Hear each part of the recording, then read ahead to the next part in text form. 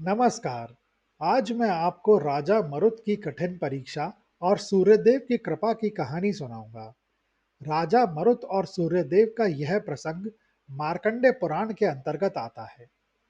प्राचीन काल की बात है, जब चक्रवर्ती महाराज मरुत के न्यायपूर्ण शासन में संपूर्ण आर्यवर्त सुख और शांति का अनुभव कर रहा था। मरुत एक ऐसे राजा थे जिनके लिए प्रजा का हित ही सर्वोपरि धर्म था। किंतु अचानक समय का चक्र पलटा और नियति ने एक कठोर परीक्षा की रूपरेखा तैयार की। आकाश में बादलों की टोली ओझल हो गई। ज्येष्ठ की तपती धूप ने धरती का सीना चीर दिया।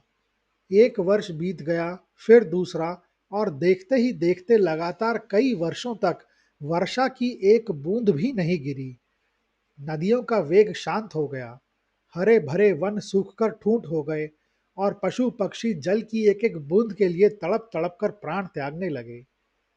राज्य में त्राही त्राही मच गई। प्रजा के कंठ सूख गए थे और अन्न के भंडार रिक्त होने लगे थे।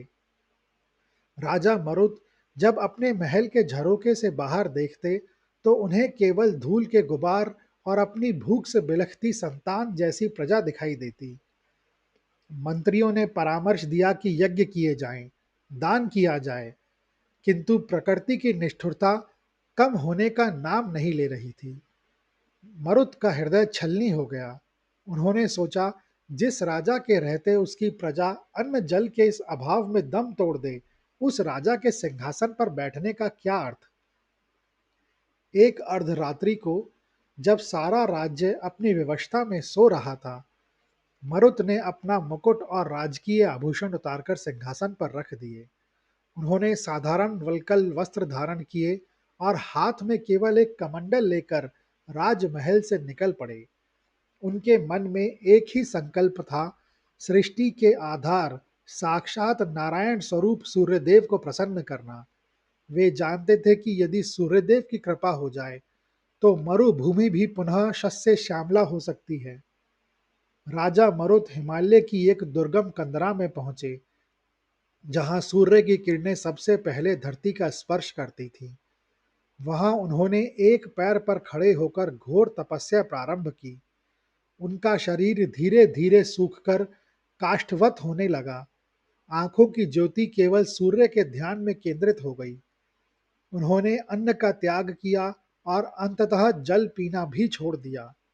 उनकी तपस्या की अग्नि इतनी प्रबल थी कि वन के हिंसक जीव भी उनके निकट आकर शांत हो जाते थे। मरुत का संकल्प हिमालय की अटल चोटियों जैसा अड़िग था। उन्होंने मन ही मन प्रतिज्ञा की, हे चराचर जगत के स्वामी, यदि आप अपनी इस संतानोपम प्रजा पर कृपा नहीं करेंगे तो यह मरुत अपने प्राणों की आहुति आपके चरणों में अर्पित कर देगा, किंतु खाली हाथ राजधानी नहीं लौटेगा। हिमालय की उन तुषार धवल कंदराओं में, जहां महाराज मरुत अपनी देह की सुधबुध भुलाकर सूर्य की उपासना में लीन थे, अचानक एक विलक्षण घटना घटी। वायु का वेग थम गया और चहुओर एक रहस्यमयी शांति छा गई। तभी दूर से एक जर्जर और वृद्ध ब्राह्मण लाठी टेकते हुए मरुत की ओर बढ़ता दिखाई दिया। उस ब्राह्मण का शरीर झुर्रियों से भरा था, वस्त्र फटे हुए थे, परंतु मुख पर मुस्कान थी। वह ब्राह्मण मरुत के समीप पहुंचा और जोर जोर से हंसने लगा। उस अट्टहास ने मरुत के ध्यान को भंग कर दिया। राजा ने अपनी मूंदी हुई आंखें धीरे से खोली और सामने खड़े उस वृद्ध विप्र को सत्कार पूर्वक प्रणाम किया। मरुत का स्वर अत्यंत क्षीण था, फिर भी उसमें मर्यादा थी। उन्होंने पूछा, हे श्रेष्ठ ब्राह्मण, इस निर्जन वन में आपका आगमन कैसे हुआ?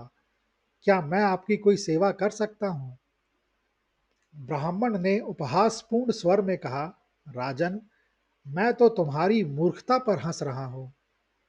तुम यहाँ इस हाड़ कपाने वाली ठंड में और ऊपर से इस तपती धूप में किसके लिए अपना शरीर गला रहे हो? क्या उस सूर्य के लिए जो अपनी निष्ठुर किरणों से तुम्हारी धरती का रक्त चूस रहा है? देखो अपने चारों ओर, उसी सूर्य के ताप ने तुम्हारी नदियों को सुखा दिया और तुम्हारी प्रजा को दाने दाने के लिए मोहताज कर दिया। मरुत शांत रहे, किंतु ब्राह्मण का स्वर और भी तीखा हो गया। वह बोले, अरे ओ विवेकहीन राजा, जो देवता केवल विनाश करना जानता हो, जो केवल जलाना जानता हो, उसकी स्तुति करने से क्या लाभ। सूर्य तो एक अत्यंत क्रूर और हृदयहीन पिंड है। यदि तुम वास्तव में अपनी प्रजा का भला चाहते हो तो किसी ऐसे देवता की शरण में जाओ जो शीतल हो, जो दयालु हो। इस जलते हुए अंगारे की पूजा छोड़ो और घर लौट जाओ। तुम्हारी यह तपस्या व्यर्थ व्यर्थ है, क्योंकि सूर्य जैसे कठोर देव के हृदय में करुणा का वास हो ही नहीं सकता। ब्राह्मण ने मरुत के संकल्प को झकझोरने का हर संभव प्रयास किया। उसने सूर्यदेव की शक्तियों और उनकी कमियां बताकर प्रस्तुत किया और मरुत को उकसाया कि वे अपनी प्रतिज्ञा तोड़ दें। वह वृद्ध ब्राह्मण बार बार मरुत के कान में फुसफसा रहा था कि अभी भी समय है, इस निरर्थक हठ को त्याग दो। जिस सूर्य ने तुम्हें यह दुख दिया, वही तुम्हें सुख कैसे दे सकता है। किंतु मरुत का मुखमंडल शांत था। उस ब्राह्मण की कड़वी बातों को वो वैसे ही पी रहे थे जैसे समुद्र हलाहल को पीता है। उनके नेत्रों में क्रोध के स्थान पर एक गहरी करुणा और अटूट निष्ठा थी। वे समझ चुके थे कि यह कोई साधारण ब्राह्मण नहीं, बल्कि उनके धैर्य की परीक्षा लेने वाली कोई दैवीय शक्ति है। मरुत ने अपने सूखे होठों को जीभ से भिगोया और उत्तर देने के लिए स्वयं को तैयार किया, क्योंकि अब प्रश्न केवल उनकी तपस्या का नहीं, बल्कि उनके आराध्य के सम्मान का था। महाराज मरुद ने अपनी क्षीण हो चुकी देह को स्थिर किया और अत्यंत शांत भाव से उस ब्राह्मण की ओर देखा। उनकी आंखों में क्रोध की एक भी रेखा नहीं थी, बल्कि उनमें एक गहरा आत्मबोध और अड़िग विश्वास झलक रहा था।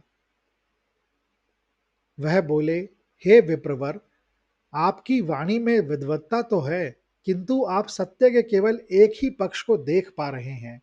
आप जिसे निष्ठुरता कह रहे हैं, वह वास्तव में सृष्टि के पोषण का कठोर नियम है। आपने कहा कि सूर्यदेव क्रूर हैं क्योंकि वे जलाते हैं, किंतु क्या आपने कभी विचार किया कि यदि वे ना जलें तो इस जगत का अस्तित्व ही समाप्त हो जाएगा। सूर्य का ताप ही वह शक्ति है जो समुद्र के खारे जल को अमृत तुल्य मेघों में परिवर्तित करती है। यदि वे आज तप रहे हैं तो यह कल होने वाली सुखद सुखद वर्षा की पूर्व पीठिका है। मरुत ने आगे कहा, ब्राह्मण देव, पिता जब अपनी संतान को अनुशासन सिखाता है तो वह बाहर से कठोर प्रतीत हो सकता है, किंतु उसके भीतर केवल कल्याण की भावना होती है। सूर्य देव जगत चक्षु हैं। वे पक्षपात रहित होकर अपना प्रकाश पापी और पुण्य आत्मा दोनों पर समान रूप से बिखेरते हैं। यदि आज मेरे राज्य में अकाल है तो यह मेरे पूर्व कर्मों का फल या प्रजा का प्रारब्ध हो सकता है, किंतु सूर्य का स्वभाव तो केवल देना है। वे स्वयं जलकर हमें जीवन देते हैं। राजा के स्वर में अब एक अपूर्व ओज आ गया था। उन्होंने ब्राह्मण की आंखों में आंखें डालकर कहा, आप कहते हैं कि मैं इस जलते अंगारे की पूजा छोड़ दूं? श्रेष्ठी, जो सूर्य अंधकार का नाश करता है, जो काल की गणना का आधार है और जिसके उदय होने से ही ऋषियों के मंत्र गूंजते हैं, उनका त्याग करना साक्षात धर्म का त्याग करना होगा। मैं स्वार्थ के लिए अपने आराध्य की निंदा सुनकर जीवित रहने की बजाय उनकी किरणों में भस्म होकर विलीन होना अधिक श्रेष्ठ समझता हूँ। मेरा संकल्प जल की बूंदों के लिए नहीं, बल्कि उस शाश्वत सत्य के लिए है जो सूर्य के रथ के साथ निरंतर गतिशील है। मरुत के उन तर्कपूर्ण और निष्ठा से भरे शब्दों ने वन के वातावरण को एक दिव्य ऊर्जा से भर दिया। उन्होंने स्पष्ट कर दिया कि उनकी भक्ति किसी सुख की लालसा में नहीं, बल्कि परमात्मा के प्रति पूर्ण समर्पण और सत्य की पहचान पर आधारित थी। ब्राह्मण वेश में खड़े सूर्यदेव मरुत के इस अड़िग विवेक को देखकर मन ही मन प्रसन्न हुए, क्योंकि उन्हें अपनी परीक्षा का वह उत्तर मिल गया था जिसकी प्रतीक्षा वे युगों से कर रहे थे।